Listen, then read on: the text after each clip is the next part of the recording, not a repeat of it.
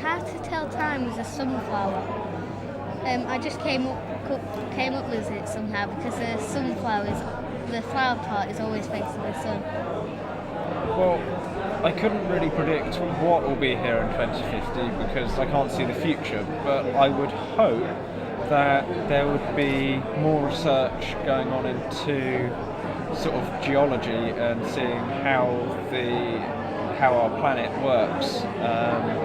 Perhaps maybe sending something down into the Earth's mantle to see what it's actually made of instead of speculating. And also more cleaner methods of transport and public transport like trains, especially the magnetic levitation trains and planes that don't require so much fuel. But also perhaps lighting, so you have walls which just glow on their own, instead of having lights with cables running from them. Also, perhaps more people in space, better ways of getting things into orbit instead of using giant rockets, so maybe accelerators or something.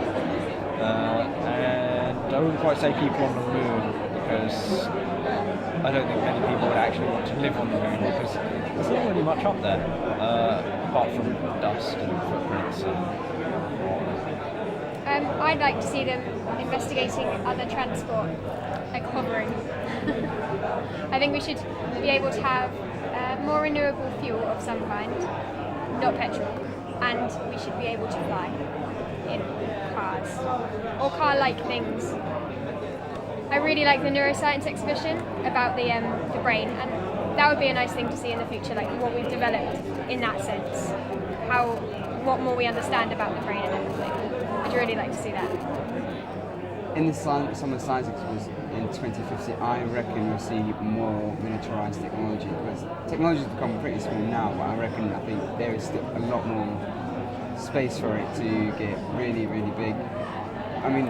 Really, really small, smaller than what it already is.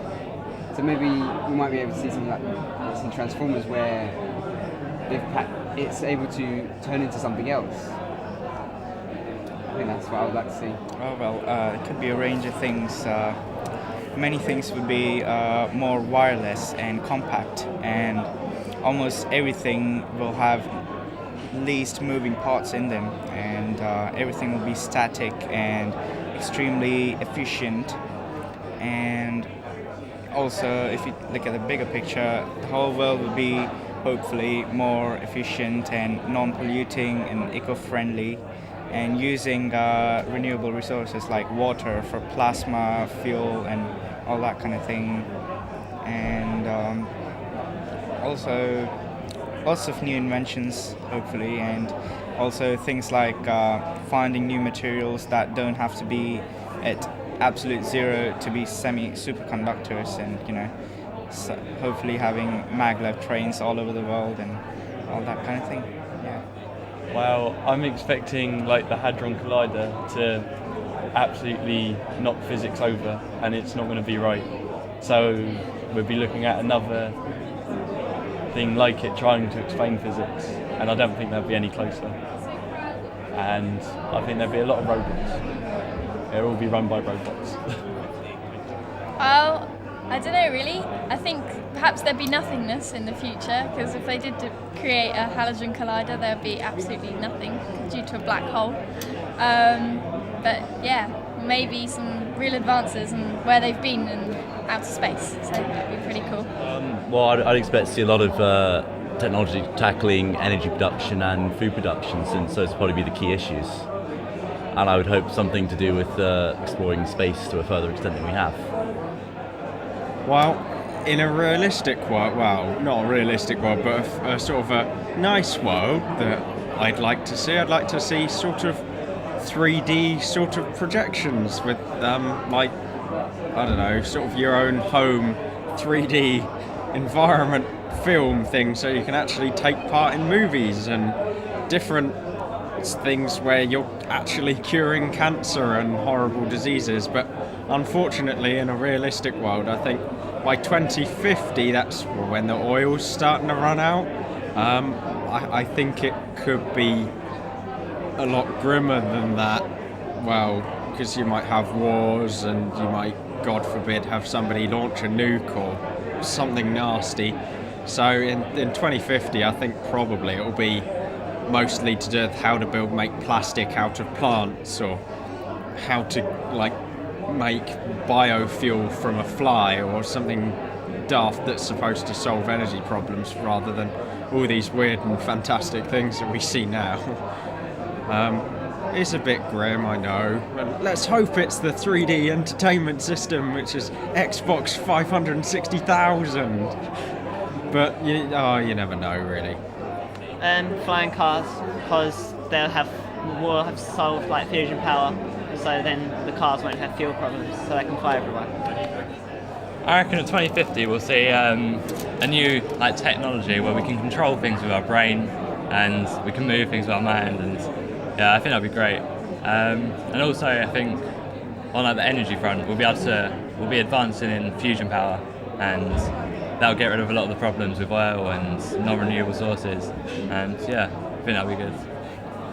I think in 2050 there will be definitely lots and lots of people about the energy crisis, as that's around the year when the oil and coal is going to run out, so maybe get a few people here about substitute materials such as solar, wind, etc., and maybe even some new other modern forms of energy that we could possibly use that could be viable.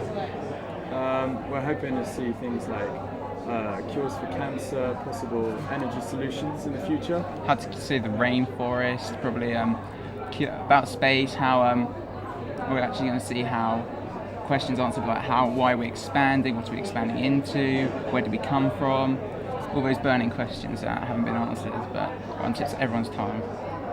Various basic solutions around the home to other problems, like we saw today about the nature's raincoat, that sort of science development, how we can help ourselves around the house. I think robotics as well, how they can influence us with cheap, easy solutions.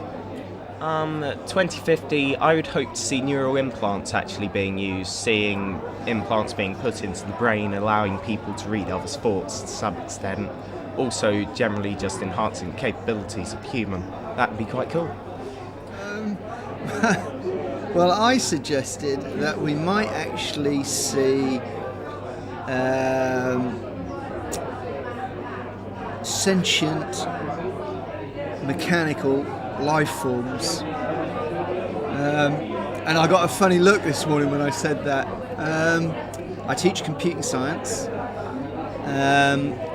I know there's a massive amount of research going on into the brain and its functionality.